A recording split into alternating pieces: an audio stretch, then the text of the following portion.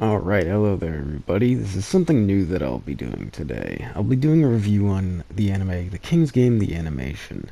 Maybe I'll do more reviews, but perhaps not, as I'm not really used to them, and this is just something new that I wanted to try.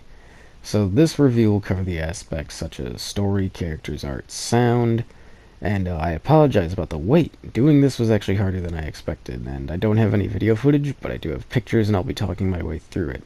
So, enjoy.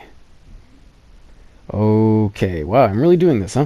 Well, spoilers ahead because I can't really do a proper review without talking about some things. I'm not a professional or anything, and the story does get pretty wild sometimes. The anime itself does in that matter. So let's go right in and let's start with the story and some info about the anime itself. In episode 1, we're introduced to the cast by a track and field sequence. Some members run in a relay while the others cheer. It's standard, run-of-the-mill anime introduction. Shows that the class will actually be rather large. After the race, we're given a flashback to the main character Nobuaki and his first day transferring. The show shows us numerous students and even indicates that a lot of them will be important as they all have names given. Right off the bat, this sets expectations really high. Later on, it's revealed that Nobuaki has won a King's Game before, and this is where his struggle to beat it comes from. The rules of the game are laid out pretty simply. Participation is mandatory, 24 hours to carry out the order. If you don't obey, you'll be quote-unquote punished. You cannot drop out halfway through. Seems pretty ominous and strict, but basically just do what it says and you won't get quote-unquote punished. Nobuaki's class all got a text saying he needs to kiss his classmate Natsuko. Right away he tries to explain the King's Game. They laugh it off, but when he presses for key details, they all get extremely pissed instantly. Before they liked him, but now they're against him. Typical misunderstanding slash disbelief scene for this type of anime, a death game anime that I like to call it.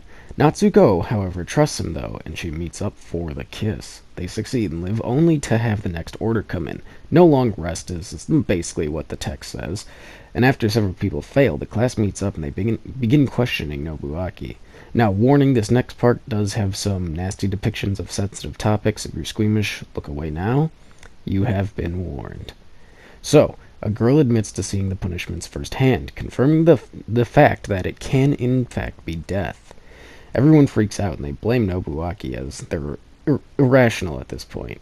They all gang up on him, and he gets a foot to the mouth and also a severe beating. Now, that was just episode 1, and honestly it wasn't bad, but it actually just continuously goes downhill from here in all aspects.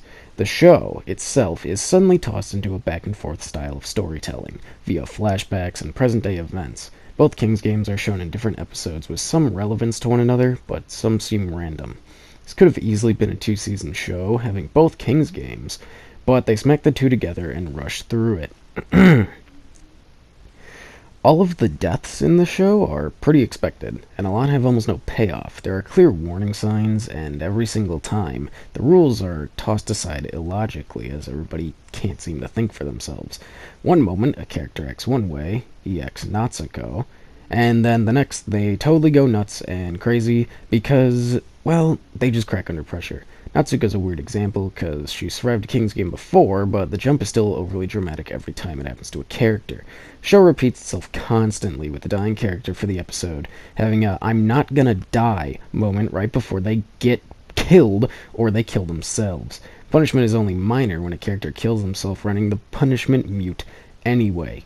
Later on, however, the show does pick up a little, having some stakes and important characters in danger, but the audience knows the past people die anyway, so it really doesn't matter. However, an episode containing a character called Teruaki goes above expectations at this point, as it has some crazy moments one would like in this kind of death game anime. The remaining class may break fingers to give or lose points to other people, and, well, Teruaki does just that, to try and kill Natsuko, as negative points at the end mean punishment. While it doesn't have much, this segment contains some interesting events, but it is all thrown out the window as Natsuko's friend saves her anyway, even after witnessing how well, crazy she is. In a flashback, we get some meat as to what the King's Game actually is via a character named Ria. She does some quote-unquote hacking and research to learn more about the King's Game itself. Now, she learns that the King's Game originated in a place called Yonaki Village, and the characters had been there in the present, so this info is kind of interesting at this point. Though, through it all, she deduces the game is actually a computer virus. Wait, hold on. I read that right? God dang it, King's Game. Oh, I read that right. You might be wondering to yourself, well, how is that even possible? Even the characters act dumbfounded, and they all explain it by saying that it was an airborne virus that somehow got into a computer virus and infected all the computers and became a program capable of killing people via persuasion and mind tricks. And if you really look at it, this makes almost zero sense. And yeah, I get angry talking about it. For the rest of the show, everyone loses their minds and resorts to dumb tricks to not get punished, except for Nobuaki, who's basically a saint. The remaining girls suddenly want him, including Natsuko the Psycho.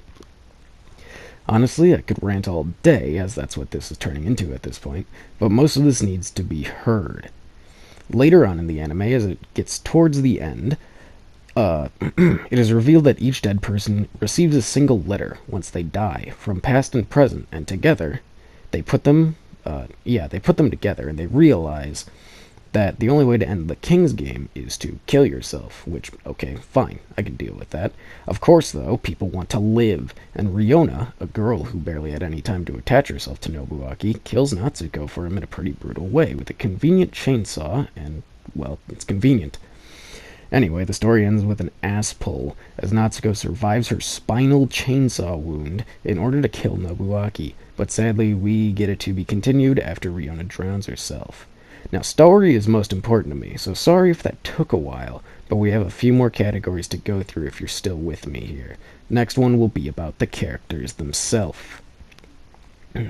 King's Game starts out revealing way too many characters for it to handle in both past and present, making most deaths unimpactful, as we never get to know many characters. Even some that survive, you swear you have never seen before. Most are just background filler to Nobuaki, who we will discuss right now. As a main character for a death game anime, he's pretty generic. Sure, he does some bad stuff in the past, but it is nowhere near the level of dangerous things other characters do. He is overly off-putting at first, which makes his drive to survive and help his classmates later on rather odd. At first he is hated, but then people slowly start to love and attach to him, even though he does almost nothing to gain their trust. His overall compatibility and understanding makes sense once you realize the author made the main character's name the same as his own. It was simply a self-insert. Perhaps the only other character worth mentioning would be Natsuko, but even her character is horribly written. Cute girl who is secretly a psycho from the last death game wants to live no matter what. What is most unbelievable about her, though, are the characters who support her, who surround her. She does countless psychotic things, and yet most of the class doesn't care. They even seem comfortable being around her, despite the fact she makes it known she will kill everyone to win. While the other characters have a semblance of personality, it's only revealed right before they get punished. They only have one trait too, like, I'm the tough guy, I'm the mean girl, I'm the caring jock. The characters are all forgettable, and even the main character barely makes an impression, due to the fact he is so generic and bland. This was too big of a cast for King's Game to try and take on in a death game anime, as none of them are really fleshed out enough for us to care about their inevitable deaths.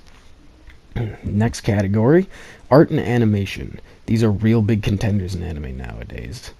So, King's Game starts off strong with some nice art and pretty good animation showings, but it degrades pretty fast. Warning about violent images yet again. You've been warned. Look at this, though. Compare that to the pick before, and obviously something odd happened. While the art isn't terrible, it's a downgrade and a bad attempt at body horror. The art continuously obliterates the mood of a scene, and turns it from possibly tense to laughable. Like, seriously. This is unacceptable. While it is zoomed in, the actual scene is just as terrible, due to how badly they drew this character. For a scene with a touchy death, they should have tried way harder. Instead, the victim we're supposed to feel bad for looks like one of those toys that, once squished, sticks their tongues out like bleh. It is terrible to have a quote-unquote shocking death scene so poorly drawn. Now, even here, the characters to the side are terribly detailed compared to the beginning of the anime. King's Game set the bar decently high for quality art and good animation in the first episode, but it all goes terribly awry later, and looks awful in some instances, which is a real shame. Once again, a character's death becomes laughable, as the burning fire is the only decent thing to look at, while the person inside is an uncaring, blank statue. As for the next category, we'll be going over the sound. It can be pretty important, and for King's Game, it is all about the opening. While some may not like it, I believe it fits the death game anime genre extremely well. It is the best thing to come out of this anime, period. The ending theme isn't terrible either. The voice acting is on par, and what is to be expected, of course, but some of the noises characters make and music choices for certain scenes actually seem rather off. This isn't anything to brag about, but it gets the job done well enough where you're not complaining the whole time as you might with the story or the art. Anything else I heard in this anime, though, even the better sounding music, still made me feel like I was going to have my own I'm gonna die moment because I was watching King's Game. In total for scoring, I would have to give the story a 3. Most of it is garbage, but a few moments will catch your eye here and there. The characters are a solid 2, as only 2 of them really matter, and you just want the others to die. The art and animation get a 3. It's passable, but bad art and movement plagues this anime for far too long. Finally, the sound, I give a 4. Feed the Fire is a banger, and most of the voices are perfectly fine. It's the music choice and bad sound effects that really bog it down hard. Overall, I'd have to give King's Game a solid 3 out of 10. I hope you enjoyed this review, and I hope you have a wonderful King's Game free type of day. Hope you enjoyed. See you all next time.